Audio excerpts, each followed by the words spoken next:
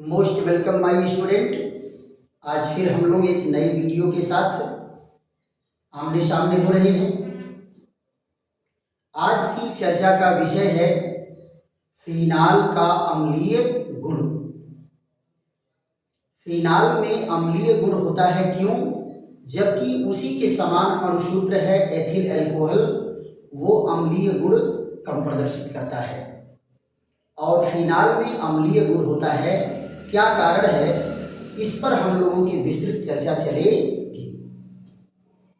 आइए देखते हैं प्रश्न क्या है। क्या कारण है कि फिनाल अम्लीय गुण प्रदर्शित करता है और एथिल एल्कोहल अम्लीय गुण कम प्रदर्शित करता है, जबकि दोनों अणु में OH समूह है। देखो बेटा, एथिल एल्कोहल का फार्मूला क्या है? CH3 CH2OH, या इसको शॉर्ट में क्या लिखते हैं? C2H5OH। देखो यहां भी OH समूह है और इसके पास भी OH समूह है। ये कौन है? C6H5OH। C6H5OH को रिंग के रूप में ऐसे लिखते हैं, वलय के रूप में। जितने बेटा कोण हैं, सारे कोण पर एक कार्बन और एक हाइड्रोजन है, लेकिन जिस कार्बन पर OH समूह लगा रहता है उस पर हाइड्रोजन नहीं होता। क्लियर? और जितने कोण हैं सब कोण पर क्या है? कार्बन है। तो कितने कार्बन हो गए? 1 2 3 4 5 6। हाइड्रोजन कितने हो गए? 1 2 3 4 5। तो C6H5OH ये एल्कोहल फिनाल का सूत्र है। अब बात यह आती है कि फिनाल क्यों अम्लीय गुण प्रदर्शित करता है, एथिल एल्कोहल क्यों अम्लीय गुण प्रदर्शित नहीं करता है। ये क्वेश्चन बेटा आप लोगों का 3 नंबर का बनेगा। ये क्वेश्चन भी आपका कितने का है? 3 नंबर का है। हाँ, अगर इसमें से कुछ छोटा करेगा तो हो सकता है कि 2 नंबर में भी दे, लेकिन फुल क्वेश्चन जो आपको मैं दूंगा वो 3 नंबर का क्वेश्चन है। यहां जरा देखो, फिनाल की क्या कहानी है कि फिनाल के अणु जब जल के संपर्क में आते हैं तो ये क्या करता है? OH नेगेटिव आयन ये पानी के संपर्क में जब आता है तो ये आयनित होकर के फिनाक्साइड आयन बनाता है। क्या बनाता है? Phenoxide ion. ये देखिए, फिनाक्साइड आयन बना और H पॉजिटिव आयन दिया। ये आयन क्या है? फिनाक्साइड आयन है। और ये क्या है? फिनाल है। फिनाल और फिनाक्साइड आयन। लेकिन इनकी विशेषता क्या है कि अगर ये अणु कितने आयनित हुए? 100%।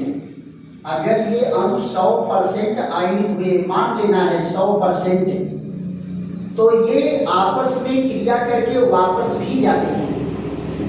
तो वापस जब जाएंगे, उत्क्रमणीय प्रक्रिया है, तो ये कितना वापस जाएंगे? 100% से कम। कितना वापस जाएंगे? 100% से कम। क्यों कम वापस जाएंगे? क्योंकि फिनाक्साइड आयन अन्नाद अस्थायित्व को प्राप्त कर लेता है, रेजोनेंस स्टेबलाइज्ड हो जाता है। अब अन्नाद अस्थायित्व क्या है?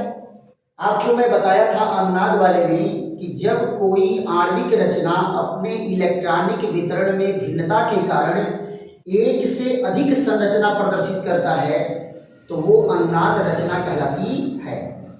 अन्नाद रचना वाले यौगिकों का जो मूल संरचना होती है, इन अन्नाद संरचनाओं की संकर रचना होती है, हाइब्रिड रचना होती है और लो एनर्जी लेवल पर होती है, यानी अस्थाई हो जाता है। इसी को कहते हैं रेजोनेंस स्टेबलाइजेशन। ये क्या है? रेजोनेंस स्टेबलाइजेशन, अन्नाद अस्थायित्व। तो फिनाक्साइड आयन क्या करेगा, अनुनाद अस्थायित्व प्राप्त कर लेगा, जिससे क्रिया करने की क्षमता इसकी क्या हो जाएगी, घट जाएगी। जरा देखिए अनुनाद अस्थायित्व कैसे प्राप्त करता है, ये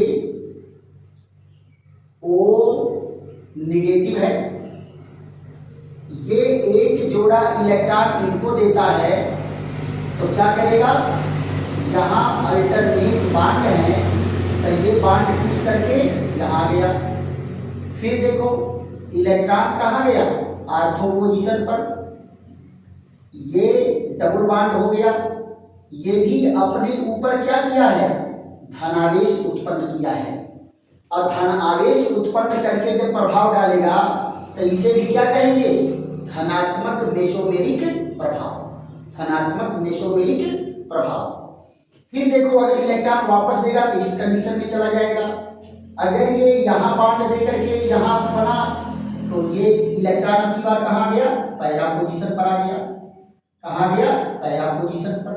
ये देखिए double bond double bond double bond O, और यहाँ क्या है, पॉजिटिव चार्ज, ऑक्सीजन इलेक्ट्रॉन दिया है इसलिए ऑक्सीजन पर क्या है, पॉजिटिव चार्ज। फिर अगर ये इधर इलेक्ट्रॉन देगा तो बांड टूट के इधर चला जाएगा, इधर दिया तो बांड टूट के यहाँ चला आया, तो इसका स्ट्रक्चर क्या हो गया, इस तरह से। ये देखिए 1 2,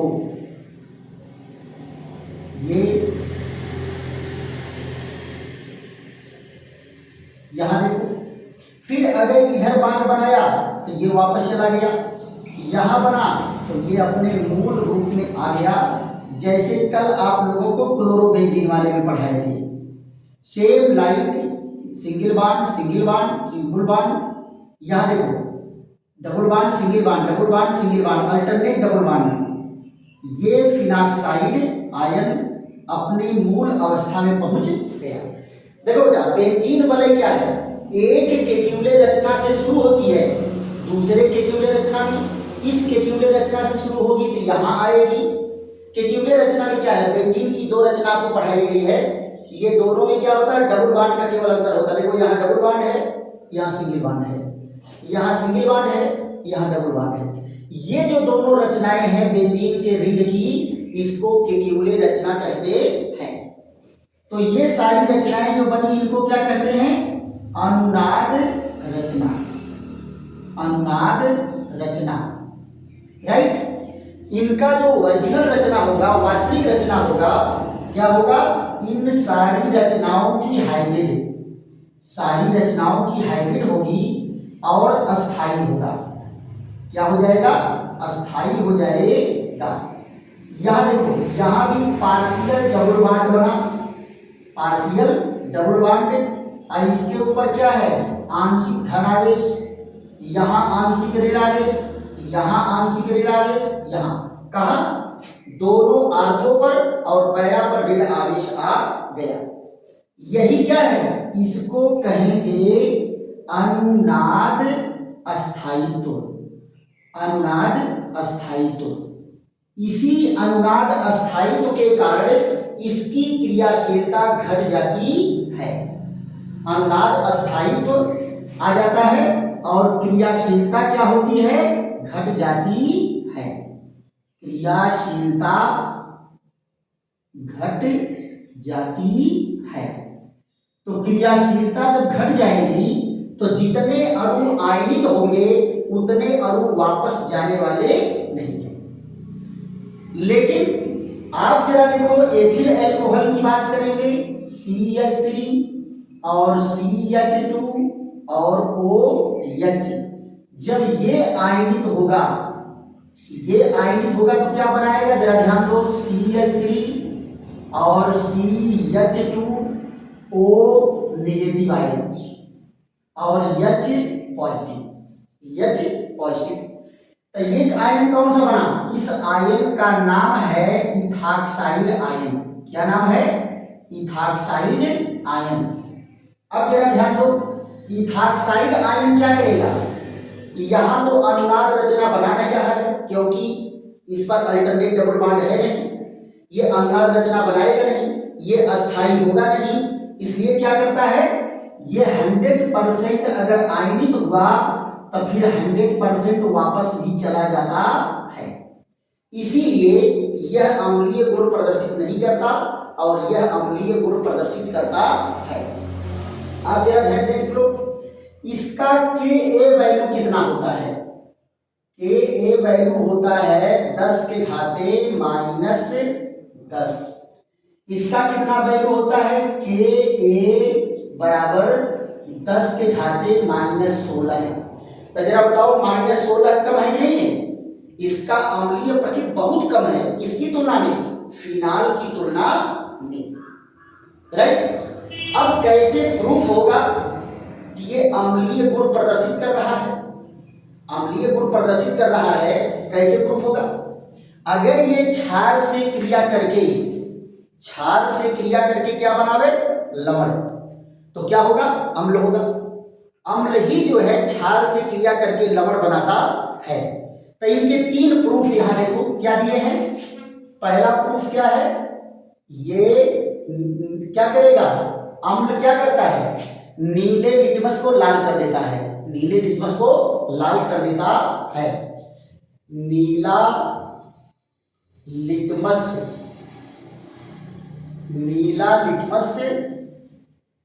को लाल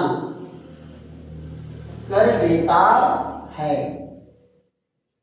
नीले लिटमस को लाल कर देता है, इसलिए ये अम्लीय है। इसका जलीय विलयन क्या करेगा? नीले लिटमस को क्या करेगा? लाल कर देगा। और दूसरी चीज क्या है? दूसरा पॉइंट है प्रबल धातु से क्रिया करके, प्रबल धातु से क्रिया करके क्या बनाता है? लवण बनाता है।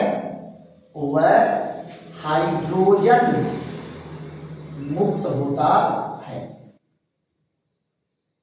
लवण बनाता है, वह हाइड्रोजन मुक्त होता है। वह लवण हाइड्रोजन मुक्त होता है। तो आप जरा देखो बेटा, ये क्या है? C6H5OH। ये जो है सोडियम धातु से क्रिया करके क्या बना देगा?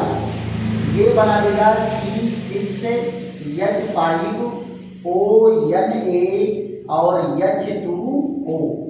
ये क्या बना बेटा? इसका क्या नाम है? Sodium phenoxide. और सोडियम फिनाक्साइड क्या है? साल्ट है। तो आप जरा बताओ, ये क्षार धातु है, क्षार धातु से क्रिया करके क्या बनाया? लवण बनाया। इससे क्या है? अम्लीय गुण की पुष्टि हो रही है। अम्लीय गुण की क्या हो रही है? पुष्टि हो रही है। यहां देखो तीसरे पॉइंट को क्या करेंगे? यह क्षारों से क्रिया करके लवण व जल बनाता है। अब जरा देखो, ये है C6H5OH। ये क्रिया किया किससे? क्षार से। तो क्षार से क्रिया करके लवण कौन बनाएगा? अम्ल ही तो बनाएगा। क्षार से क्रिया करके कौन बनाएगा? यहां देखो, ये क्या है? फिनाल। और ये क्या है? Sodium hydroxide. और ये क्या है? क्षार। ये क्या है? एसिड है, तभी तो क्षार से क्रिया करके क्या बनाया? Salt and water. दिख रही?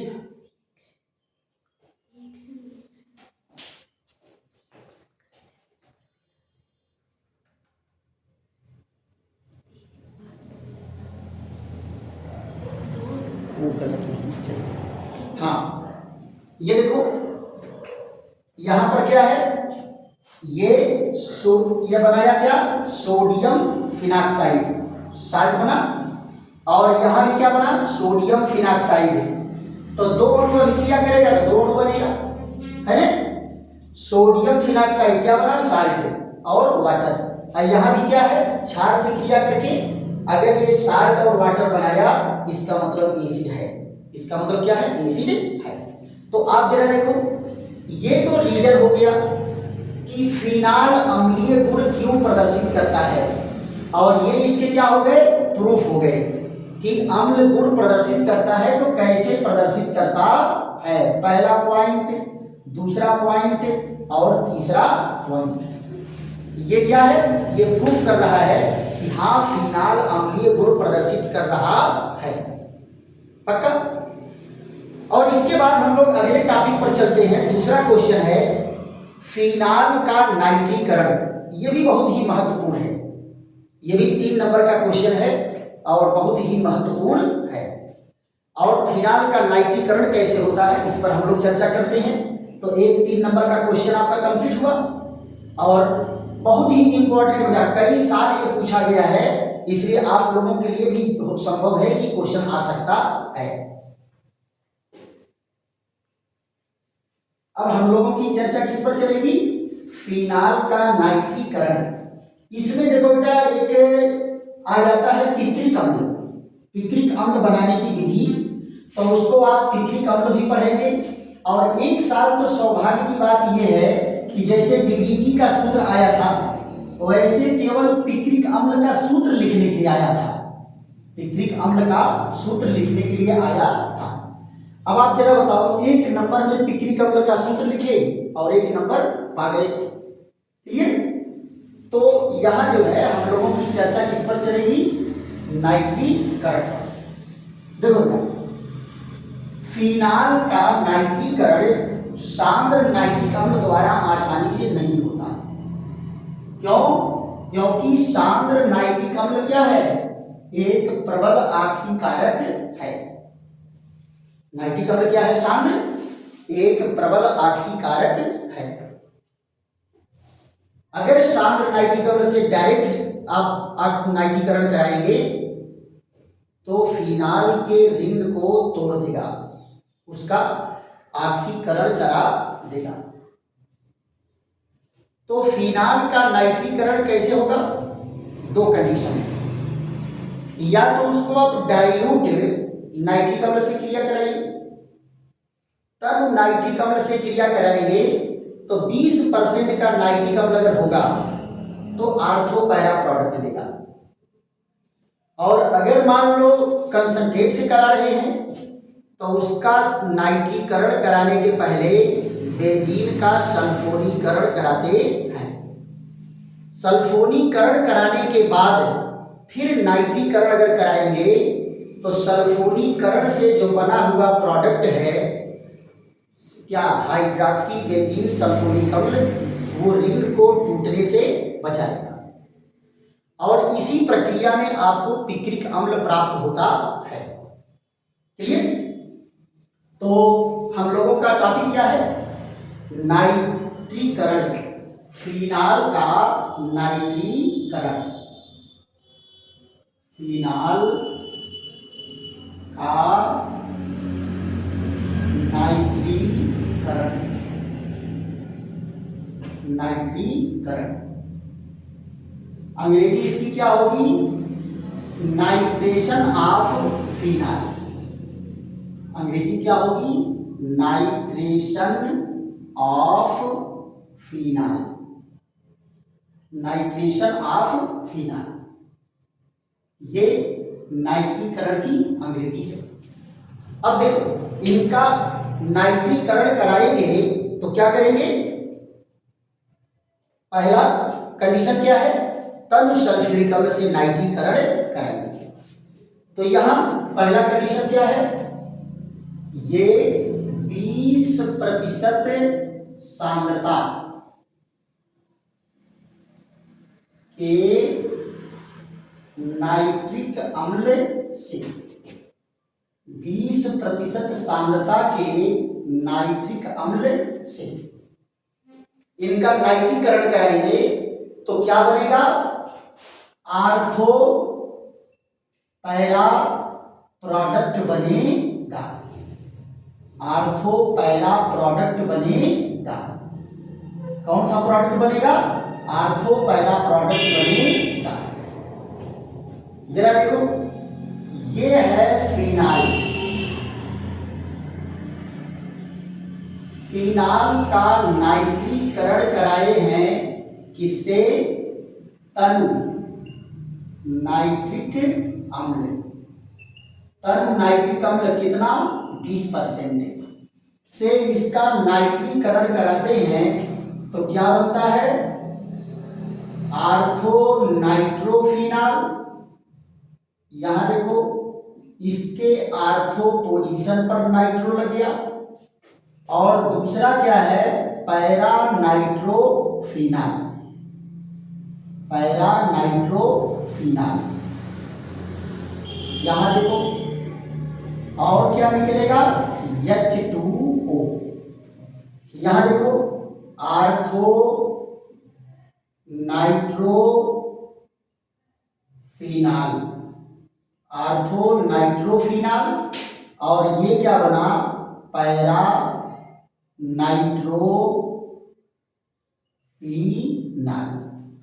आर्थो नाइट्रोफिनाल और पैरा नाइट्रोफिनाल। क्या? जब तनु नाइट्रिक अम्ल से क्रिया कराए तब नाइट्रीकरण इस तरह से होता है। दूसरा कंडीशन क्या है? दूसरा कंडीशन है सांद्र नाइट्रिक अम्ल। सांद्र नाइट्रिक अम्ल द्वारा नाइट्रीकरण। नाइट्रीकरण, सांद्र नाइट्रिक अम्ल द्वारा नाइट्रीकरण। इसको बेटा क्या कहते हैं? इसको पिक्रिक अम्ल का बनना भी कहते हैं। क्या कहते हैं? पिक्रिक अम्ल का बनना। अगर आपको सांद्र नाइट्रिक अम्ल से नाइट्रीकरण आवे या पिक्रिक अम्ल का बनना आवे तो यही दोनों में आप यही देंगे। तो इसको क्या कहते हैं? पिक्रिक अम्ल का बनना। इसमें क्या बनेगा बेटा? पिक्रिक अम्ल बनेगा। अब पिक्रिक अम्ल क्या है? एक विस्फोटक पदार्थ है। पिक्रिक अम्ल क्या है? एक विस्फोटक पदार्थ है। आप जरा देखो, मैं क्या कहा कि पहले क्या होगा इस प्रक्रिया में? ध्यान दो, पहले सल्फोनीकरण, पहले सल्फोनीकरण होगा, पहले सल्फोनीकरण होगा। उसके बाद सेकेंड स्टेप में क्या होगा? नाइट्रीकरण। पहले सल्फोनीकरण और सेकेंड स्टेप में नाइट्रीकरण। क्यों? क्योंकि सांद्र नाइट्रिक अम्ल एक प्रबल आक्सीकारक है। अगर सल्फोनीकरण पहले नहीं कराएंगे तो फिनाल का ऑक्सीकरण करा करके रिंग को तोड़ देगा। और रिंग को बचाने के लिए पहले हम क्या कराते हैं? सल्फोनीकरण। जरा ध्यान दो, फिनाल का सल्फोनीकरण कराएंगे तो क्या बनेगा? ये है फिनाल, ये फिनाल है। इसका हम पहले सांद्र सल्फ्यूरिक अम्ल, सांद्र सल्फ्यूरिक अम्ल द्वारा इनका सल्फोनीकरण कराते हैं। तो आपको मालूम है कि सल्फोनीकरण की क्रिया में 2 अणु सल्फ्यूरिक अम्ल भाग लेता है। एक अणु अभिकारक का कार्य करता है और दूसरा अणु उत्प्रेरक का कार्य करता है। तो यहां जरा देखो, अगर हम इनका सल्फोनीकरण कराते हैं तो क्या बनेगा?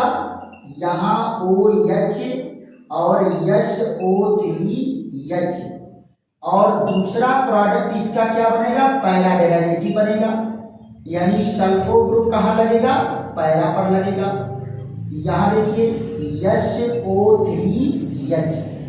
देखो, इसका नाम क्या है? Ortho hydroxy benzene